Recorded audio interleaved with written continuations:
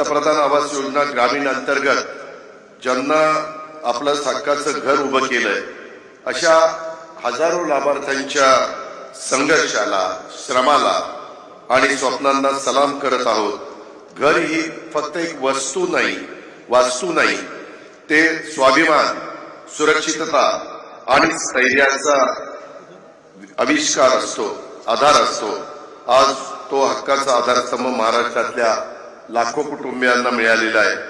खरं तर देशाचे लाडके पंतप्रधान नरेंद्र मोदी साहेबांच्या नेतृत्वाखाली तिसऱ्यांदा ज्यावेळेस देशामध्ये एनडीएचं सरकार आलं आणि सर्वांच्यासाठी घर हे स्वप्न प्रत्यक्षात उतरवण्याच्या करता पंतप्रधान आवास योजना मोदी साहेबांनी सुरू केली।